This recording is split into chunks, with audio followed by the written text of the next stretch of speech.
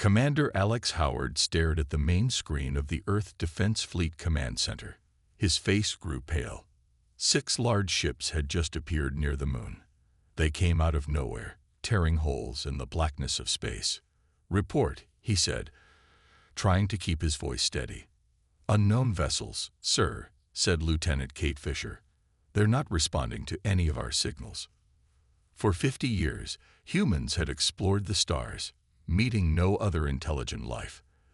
They built colonies on Mars and the Moon. They sent ships to the outer planets. Earth was united, peaceful, and growing. Now, these strange ships threatened everything. The alien vessels were beautiful in a strange way. They looked like giant crystals, with smooth surfaces that reflected light in rainbow patterns. But their beauty didn't make them any less scary. "Sir, they're broadcasting something," said Kate. I think they figured out our language." A voice filled the command center. It was flat and cold, like ice. "Humans, we are the Arcturians. Your presence in space has been noted and found unworthy. Your technology is primitive. Your biology is flawed. You will surrender all vessels, colonies, and resources to us immediately." Alex felt a chill run down his spine. "Open a channel," he ordered. "This is Commander Alex Howard of the Earth Defense Fleet. We welcome peaceful contact with your species, but we do not recognize your authority over us." The response came quickly. "Rejection noted. Demonstration commencing." One of the crystal ships moved toward the moon. A beam of blue light shot from its front end. On the screen, Alex watched in horror as the lunar colony, home to 30,000 people, exploded in a cloud of dust and debris.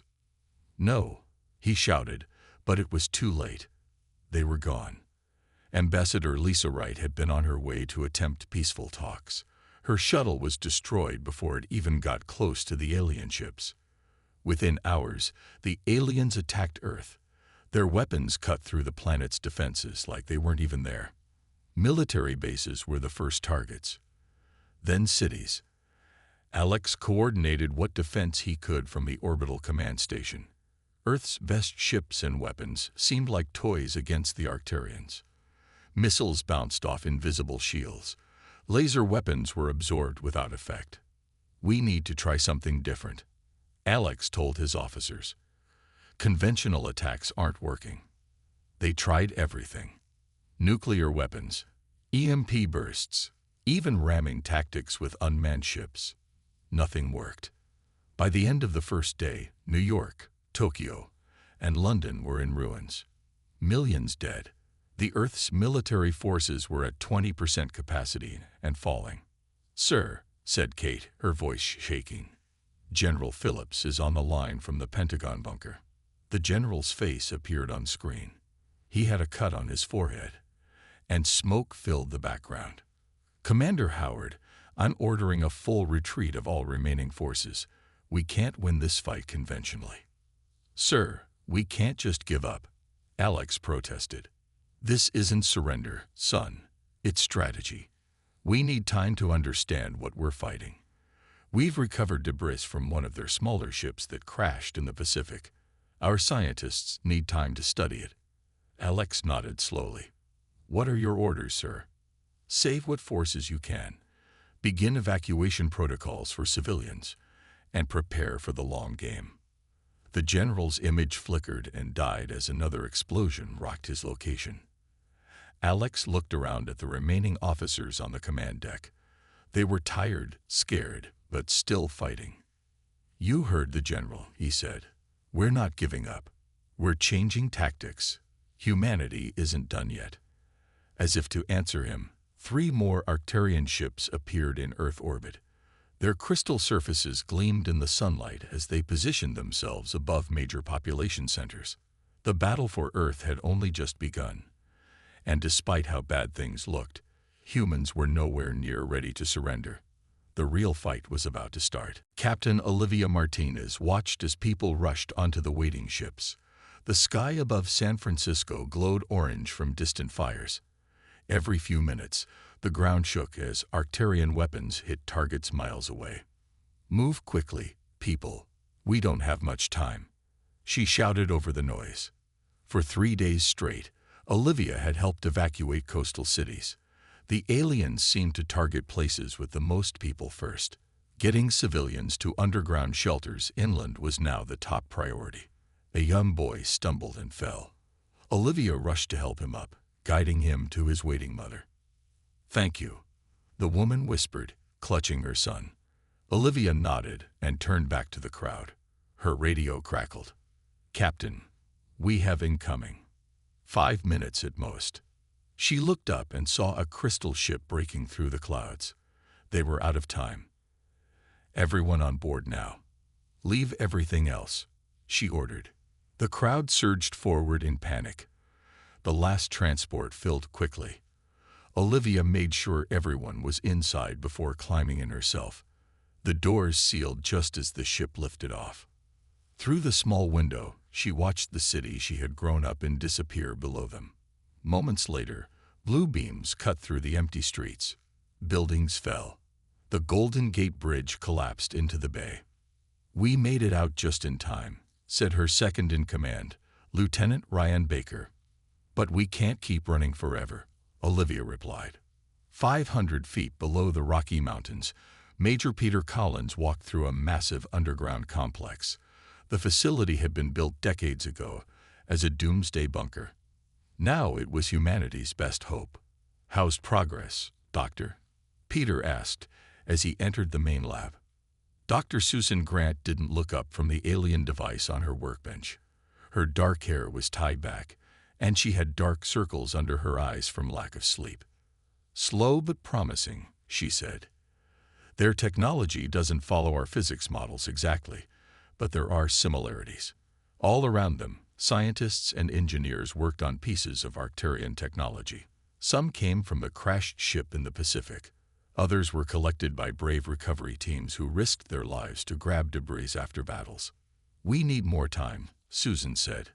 "But I'm starting to understand their shield harmonics. There might be a way to disrupt them." Peter nodded. "I'll make sure you get that time, Doctor." In orbit, Vice Admiral Gregory Daniels commanded Earth's last space defense. His fleet was down to 12 ships, all that remained of the once proud Earth Defense Force. "They're coming around for another pass," warned his tactical officer.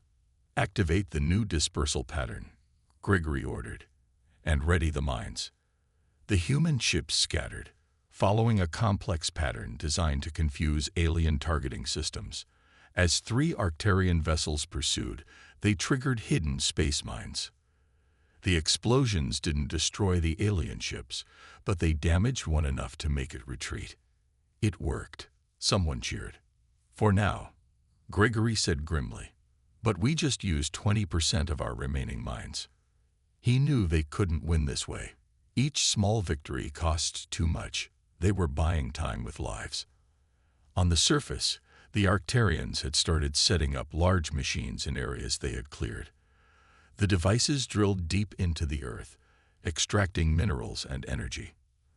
"They're not just conquering us," Susan told Peter as they reviewed satellite images. "They're harvesting our planet." But the aliens had made a mistake. They thought humans would give up after the first devastating defeats. They expected surrender, not resistance. In hidden bases around the world, humans gathered. They studied, planned, and prepared. The Arcturians believed the battle was nearly over. They didn't realize that humans were just starting to hit serious. As night fell over what remained of Earth's cities, the real work began. Humanity would not go quietly into the night. John Russell moved quietly through the ruins of Chicago. Once a great city of tall buildings and busy streets, now it was just broken concrete and twisted metal. He kept low, staying in shadows. Arcturian patrols used flying drones to spot humans, and being caught meant death. John wasn't a soldier. Before the invasion, he had been an engineer at a power plant. Now he was a scavenger, looking for anything useful in the ruins. A soft beeping from his pocket made him freeze. The device he had built from old cell phone parts was picking up energy readings, strong ones. He followed the signal to what had once been a park. An Arcturian scout ship had crashed there 3 days ago. Most of it was gone, likely taken by the aliens for recycling, but some pieces remained half-buried in the dirt.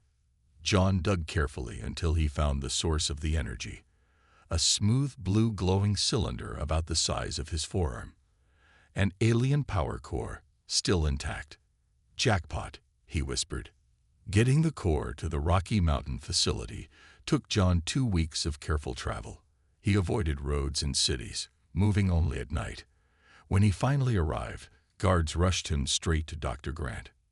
Susan's eyes widened when she saw what John had brought. "Is that what I think it is?" she asked. John nodded, placing the power core carefully on her workbench. It was still active in a crashed ship. Susan called her team together. They worked for days, studying the core. It gave them insights they hadn't been able to get from broken pieces before. "This changes everything," Susan told Major Collins. "Their power system works on principles similar to theories our scientists proposed 20 years ago, but could never prove." "Can we replicate it?" Peter asked. "Not exactly," Susan said, "but we can build something similar using our own technology. And more importantly, we can disrupt theirs." Meanwhile, Commander Alex Howard led small teams on hit-and-run missions against Arcturian ground forces. They couldn't win direct fights, but they could gather intelligence and sometimes capture technology. After one raid on an alien outpost in what used to be Denver, Alex brought back an Arcturian communication device. "They're talking about us," he told the other leaders during a secure video meeting. "They're confused by our continued resistance." Vice Admiral Daniels nodded. "They expected us to surrender after their first attacks. They don't understand why we're still fighting." "That's good," Olivia said. "Confusion leads to mistakes." On the main alien command ship orbiting Earth, High Commander Zixtal was indeed confused. The crystalline being shimmered with blue light as it addressed its officers. These humans continued to resist despite clearly inferior technology and resources. It said in the musical language of the Arcturians, "Our calculations predicted they would surrender within their first 7-day cycle." "Perhaps we underestimated their emotional responses," suggested Sub-Commander Vrolkar. "They seem to fight harder when facing certain defeat." "Illogical," Zixtal replied. "But it matters little. Our harvest proceeds on schedule." The High Commander sent a message to all human communication systems.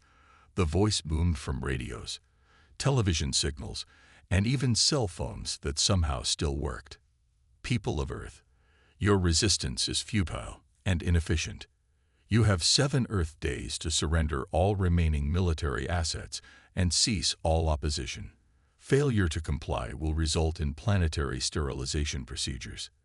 This is your final warning." In the underground facility, the leaders of Earth's resistance watched the message together. 7 days, Peter said quietly. Susan looked at the prototype device her team had just finished building. It wasn't ready for testing yet, but they were close. "We might not need much more time than that," she said. John looked at the strange device. "What do you call it?" Susan allowed herself a small smile. "We're calling it Thunderclap. And if it works, the Arcturians are in for a big surprise." For the first time since the invasion began, there was a spark of real hope. Deep under the Pacific Ocean, in a research facility built inside an old submarine base, Dr. Susan Grant watched as technicians put the final touches on the Thunderclap device. It wasn't pretty. A mix of human electronics and pieces of alien technology connected to a power source based on the Arcturian core. "Will it work?" asked Admiral Bennett, who had arrived the day before to witness the test. "In theory," Susan replied. "We've tested the components, but this is the first full system test." They had created 5 prototype units, small enough to be carried by one person. If they worked, more would be made quickly in hidden factories around the world. Susan nodded to her team, and they activated the first device. It hummed softly, blue light pulsing from its center. "So far, so good," John Russell said. checking the readings. Power level stable. They moved to the test chamber, where a piece of Arcturian hull material was suspended behind an energy field similar to the alien shields.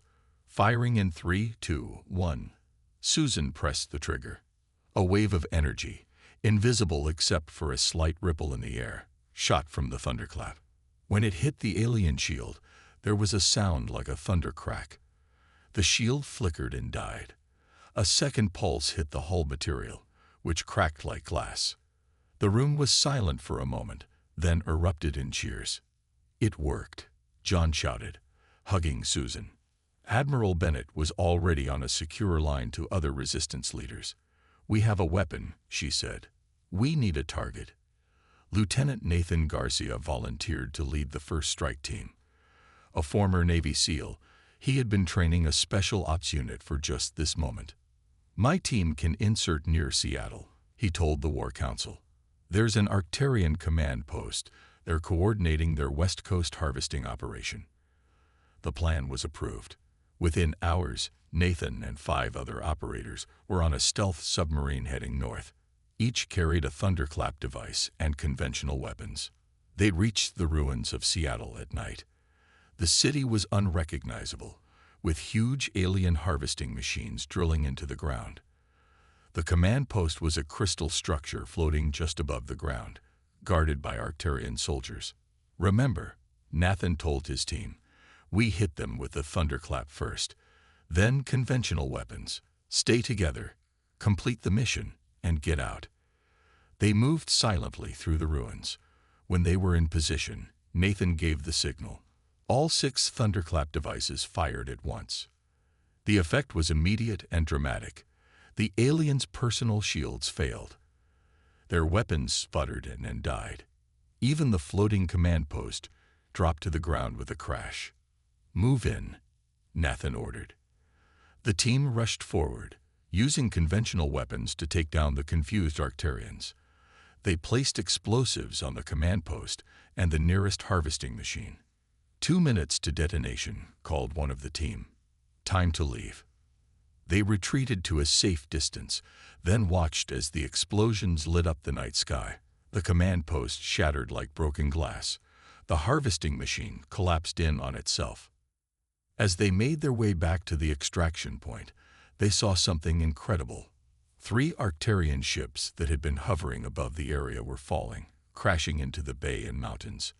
The thunderclap affected their ships too, Nathan realized.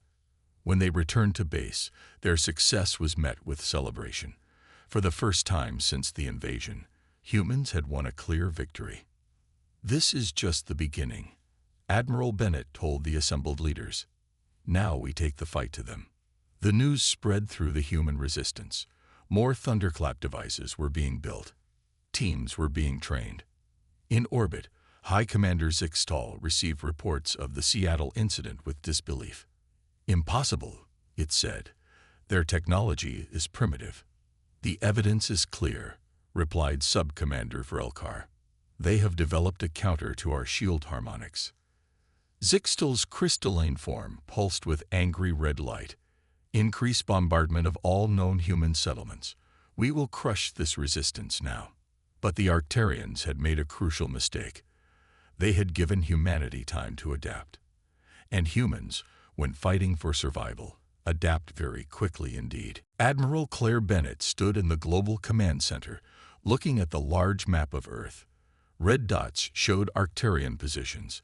Blue dots showed human forces. For the first time in months, there were more blue dots appearing than disappearing. "Operation Hornet's Nest is ready," said her aide. Claire nodded. "Send the go signal." All around the world, at exactly the same time, human strike teams activated thunderclap devices. They targeted Arcturian outposts, ships, and harvesting stations. In orbit, small stealth craft approached alien vessels, attaching devices to their hulls. In New Mexico, Captain Ryan Baker led a team against a harvesting station. The aliens had no time to react when their shields failed. Human tanks and aircraft, hidden for months, suddenly attacked from all sides. In Egypt, another team disabled an Arcturian ground base. In Russia, 3 alien ships crashed when their power systems failed. Similar reports came in from Brazil, Australia, and China. "It's working," Claire said, watching the red dots vanish one by one. The factories that had been secretly built deep underground worked nonstop. They made more thunderclap devices and new weapons that used parts of alien technology. Scientists had learned quickly, improving the original designs. Humanity fought with everything they had. Farmers became soldiers. Teachers became strategists. Children helped build equipment. Everyone played a part. The Arcturians, who had been so confident in their victory, were shocked by the sudden change. Their technology, once so superior, was being turned against them. In space, Commander Alex Howard led a dangerous mission. His team piloted ships that looked like normal Earth vessels, but had been rebuilt with new technology. Their target was the massive Arcturian flagship in orbit. "Prepare to activate Thunderclap on my mark," Alex said to his crew. 3, 2, 1, now. The device sent out its pulse. On the flagship, lights flickered and systems failed. Alex's ships moved in, attaching to the hull. "Boarding teams, go." Alex led the first team inside. The Arcturians fought back, but their weapons were weakened by the thunderclap. Human soldiers moved through the crystal corridors, securing the ship section by section. In the main control room, they found what they were looking for: the ship's data core. It contained star maps, communication records, and information about Arcturian worlds. "Download everything," Alex ordered. "We need to know where they come from and how many more might be coming." As they worked, alarms sounded. "The ship's systems are coming back online," warned Lieutenant Fisher. "We need to leave." They retreated to their vessels with the precious data and detached from the flagship just as its shields began to reactivate. Back on Earth, Dr. Susan Grant studied the stolen information with growing excitement. "This changes everything," she told Admiral Bennett. "Their home system is only 30 light-years away, and they have much fewer colonies than they led us to believe." "You mean they're not as powerful as they seemed?" Claire asked. "Exactly. They've been bluffing, making themselves seem more numerous than they are. They probably thought we'd be an easy conquest, so they didn't send their full force." Major Peter Collins studied the tactical displays. "So they're calling for reinforcements." "Yes," Susan confirmed, "but it will take time for those ships to arrive. Time we can use." In orbit, the Arcturian High Commander Zixtal faced the unthinkable defeat. Its crystalline form pulsed with dark colors as it sent an urgent message to the homeworld. "The humans have developed unexpected capabilities. Request immediate reinforcement. These creatures are more dangerous than our initial assessment indicated." The reply came hours later. "Reinforcements dispatched.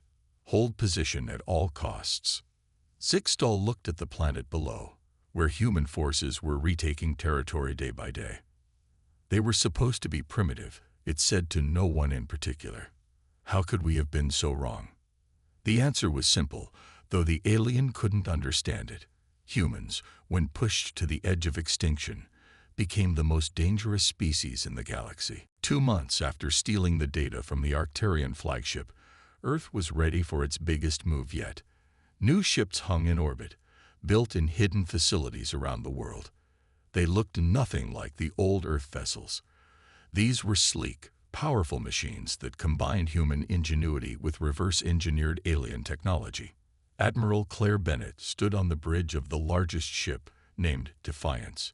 It was humanity's first true warship designed for space combat. "All vessels report ready, Admiral," said her communications officer. Claire took a deep breath. "Begin Operation Reclaim." The fleet moved toward the Arcturian ships that still controlled Earth orbit. For months, small hit-and-run attacks had weakened the aliens' hold, but many of their ships remained. "Enemy vessels are responding," reported the tactical officer. "They're moving to intercept." "Activate thunderclap systems," Claire ordered. Improved versions of the device sent powerful pulses toward the enemy ships. Some of the alien vessels lost power immediately. Others, which had been modified after earlier attacks, were more resistant but still damage. First wave, engage, Claire commanded. Earth ships fired weapons that no human would have dreamed of building a year ago. Beams of concentrated energy cut through weakened Arcturian shields. Missiles with special warheads exploited weaknesses in the crystal hulls. On the ground, the battle was just as fierce. Major Peter Collins led forces equipped with powered armor based on Arcturian designs. They moved through ruins of cities, taking back territory piece by piece. Push forward, Peter shouted as his troops secured what had once been downtown Paris. Don't give them time to regroup. The aliens fought desperately. They had never expected such resistance from a species they considered primitive. Now they faced humans using their own technology against them. High Commander Zixtal, watching the battle from the main command ship, made a terrible decision. Prepare the planet killers, it ordered. If we cannot have this world, neither shall they. 3 massive ships moved into position above Earth's atmosphere. They began charging weapons designed to crack a planet's crust, making it uninhabitable. Dr. Susan Grant, monitoring from a station on the moon that humans had secretly rebuilt, detected the energy buildup. They're going to try to destroy the planet, she warned Admiral Bennett. We expected this, Claire replied calmly. Activate countermeasures. Susan sent the signal. Hidden devices placed in orbit months earlier activated, creating fields that disrupted the planet killers' targeting systems. 2 of the massive weapons fired harmlessly into space. The third managed to hit Earth, but in an uninhabited area of the Pacific Ocean. The explosion created massive waves and earthquakes, but the planet remained intact. Before the Arcturians could fire again, Earth ships swarmed the planet killers. Boarding teams led by Lieutenant Nathan Garcia used special thunderclap devices designed to work inside the alien vessels. Take control of their systems, Nathan ordered his team as they fought through the crystal corridors. Don't let them fire again. In orbit above the Atlantic Ocean, the final battle reached its peak. Commander Alex Howard led a squadron of Earth's best pilots against the Arcturian command ship. Their targets were the vessel's engines and control systems. All ships, focus fire on the marked coordinates, Alex ordered. Beams and missiles hit the same spot repeatedly. The alien shields faltered, then failed. The hull cracked, then shattered.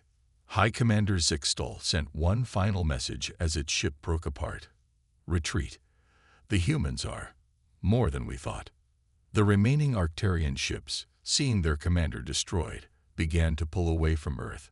Some tried to fight their way out. Others simply fled. By sunset, Earth's orbit belonged to humans once again.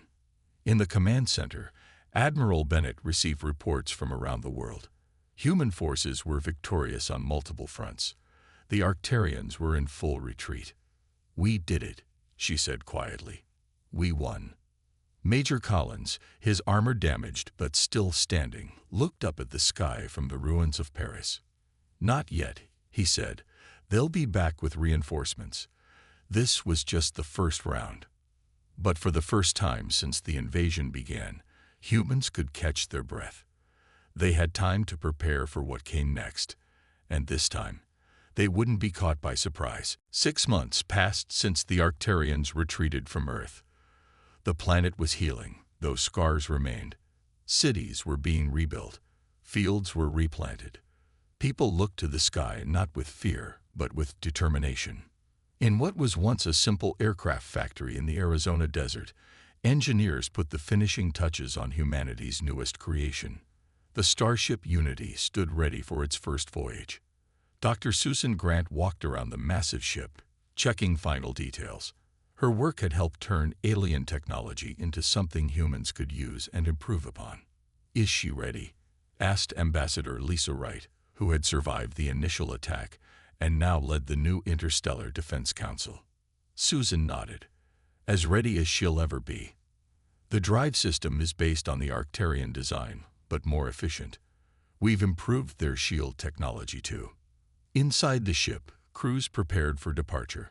Unity wasn't just a warship. It carried scientists, diplomats, and soldiers. Its mission was to find potential allies among the stars.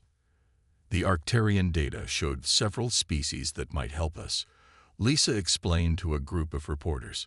Some have their own reasons to dislike the Arcturians. We're going to meet them. Meanwhile, at the lunar shipyards, Commander Alex Howard, now promoted to admiral, inspected a different fleet. These ships were built purely for war. Final checks complete, sir, reported Captain Olivia Martinez, who would command one of the vessels. Good, Alex said. We launch tomorrow. This expedition had a different purpose. It would travel to Arcturian space, not for revenge, but to ensure Earth would never be threatened again. Major Peter Collins, walking with Alex back to the command center, looked out at the fleet.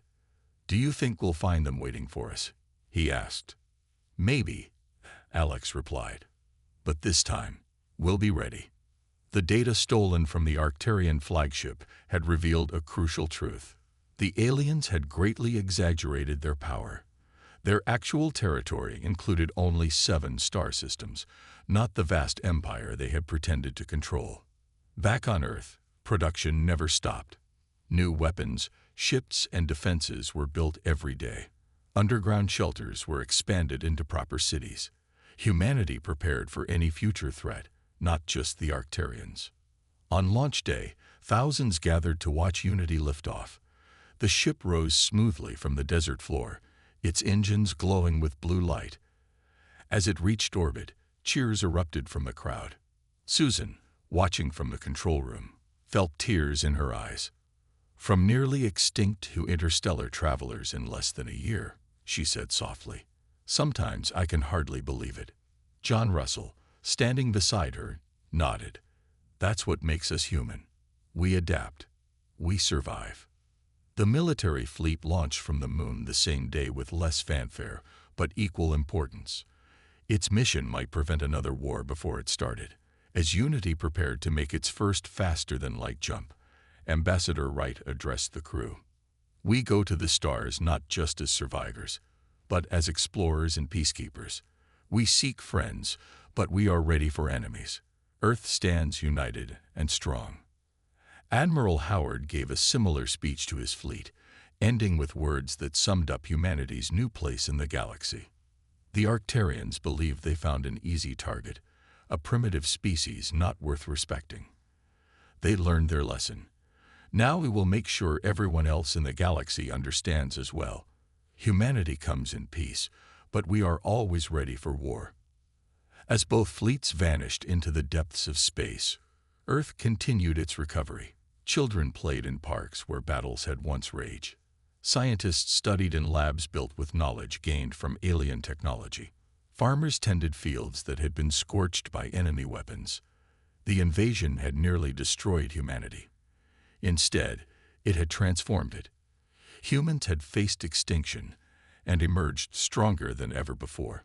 The stars themselves would soon learn what the Arcturians had discovered the hard way. Never underestimate humans. When they get serious, the battle has only just begun.